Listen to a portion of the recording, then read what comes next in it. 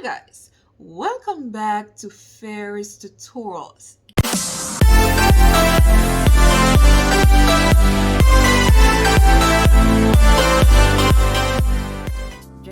CSEC Food, Nutrition and Health. Question 4 for the exam year 2023, and we're looking at the question with some ideal responses, right? Now let's take a look at the question. State two causes of food spoilage and contamination. 2 marks. Differentiate between the following methods of preservation: dehydration or drying, treatment with chemical preservatives. Next, name one food that is preserved by each of the following methods, and those methods are drying or dehydration and also treatment with chemical preservatives. Next, explain 3 different changes that may occur when heat is applied to cereals. 6 marks. And finally, explain 2 ways in which air is incorporated into a batter, and that part is worth 4 marks. Now let's take a look at the ideal responses, taking it from the top. When you're required to state 2 causes of food spoilage and contamination, right?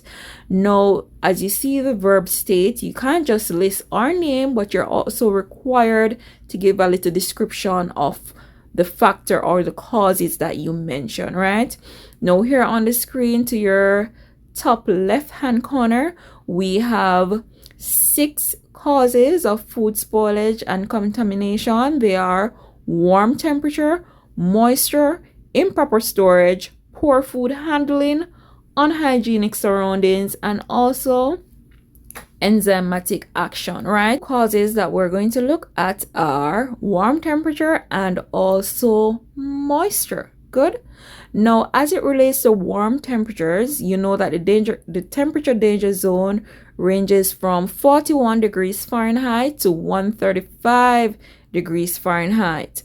Now, bacteria grow most rapidly in the range of temperatures between this temperature, which is 41 to 135, and they double in as little about 20 minutes, right?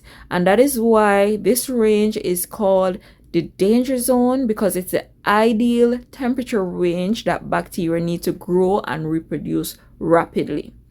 Now, if raw meats have been mishandled, meaning they were left out in the temperature danger zone, we could say they were timed and temperature abused, then bacteria may grow and produce toxins which can cause foodborne illnesses. Now, those toxins that are heat resistant are not destroyed by cooking. So that is why it is important for us to handle food under hygienic surroundings and also ensure that we practice proper personal hygiene, kitchen hygiene to prevent cross-contamination. Now, even though some foods may be cooked, because they were mishandled in the raw state, even though they're cooked, they're still unsafe to eat because the heat could not kill the toxin. All right.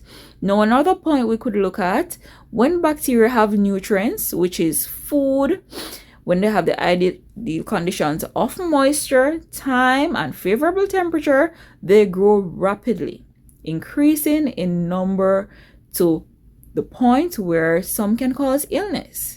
Now, understanding the important role temperature plays in keeping food safe is very critical, right?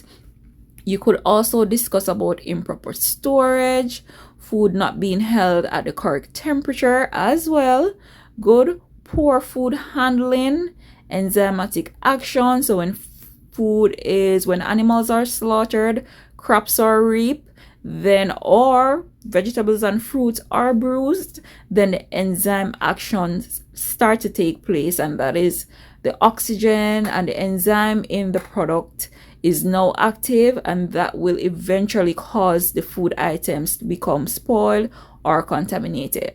So if you get a question like this and you're discussing, you can choose any of the 6 that was mentioned. All right. Next part, differentiate between the following methods of preservation: drying or dehydration and treatment with chemical preservatives, right? Now we're going to kick things off with drying or dehydration. Now, this method of preservation involves removing moisture from food products to inhibit the growth of microorganisms and prevent spoilage. This process can be achieved through various techniques. Some may include sun drying, air drying, even freeze drying, or dehydrating using specialized equipment like a dehydrator. Now, on the other hand, as it relates to treatment with chemical preservatives, this refers to substances that are added to food to prevent spoilage, right?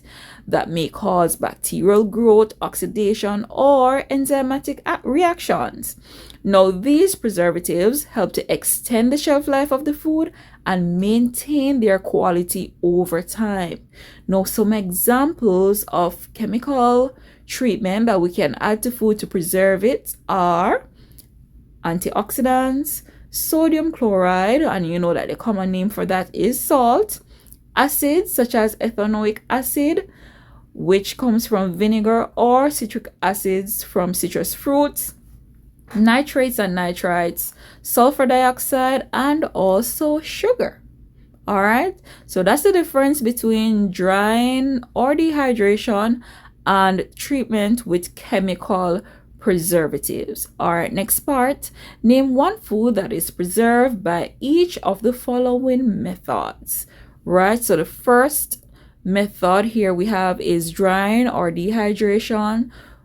Foods may include but are not limited to fruits such as apples, apricots, cherries, vegetables, lean meats such as beef jerky, sauces and syrups, herbs, and also other food items such as powdered milk, beans and peas, etc. Now, as it relates to treatment with chemical preservatives, some food items may include fruits, juices and drinks, jam and jellies, pickles, dried fruits and preserves, ketchup and other sauces, syrup, and also carbonated beverages. So you are only required to name one food each, but this is a large list that you can choose from. All right, next part, explain 3 different changes that may occur when heat is applied to cereals. 6 marks. Now we have 4 changes here.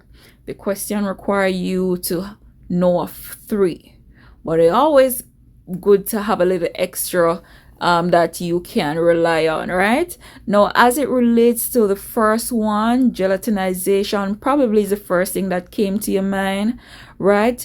Now, one of the primary changes that occur when heat is applied to cereal is the gelatinization of starches. Starch granules in cereals contain both amylose and amylopectin molecules. When these starch granules are heated in the presence of water, they absorb water well.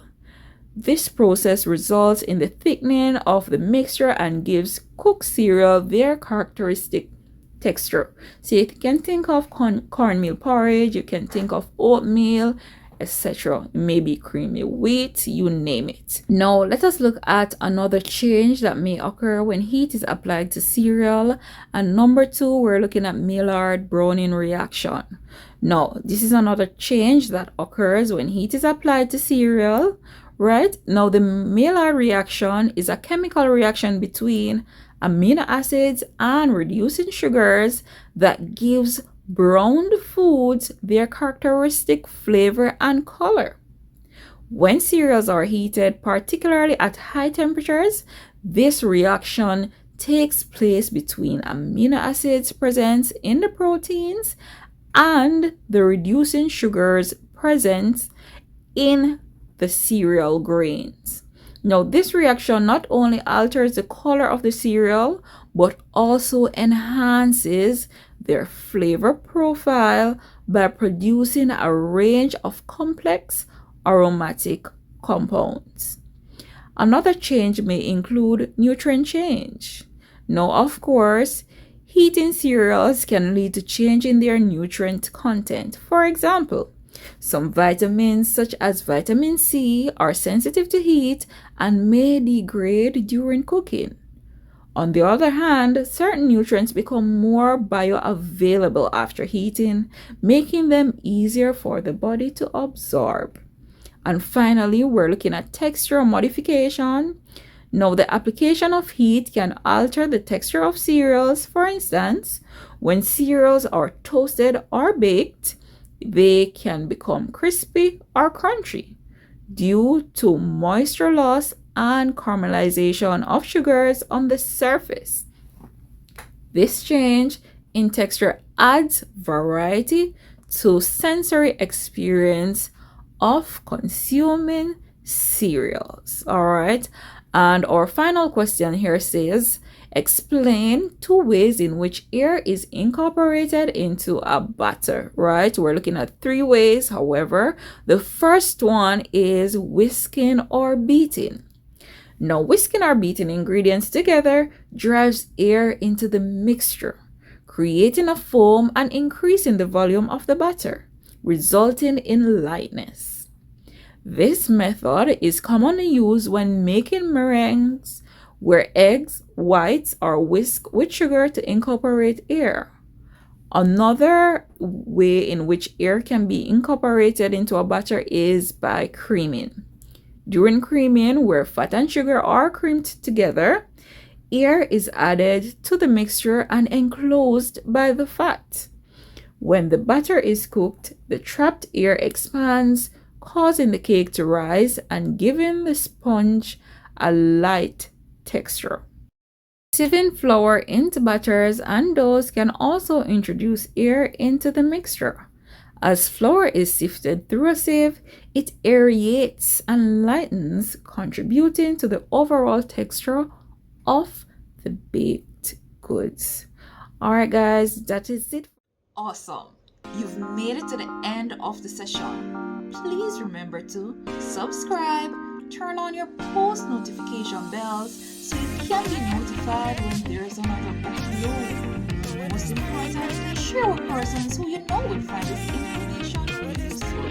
Thank you for making it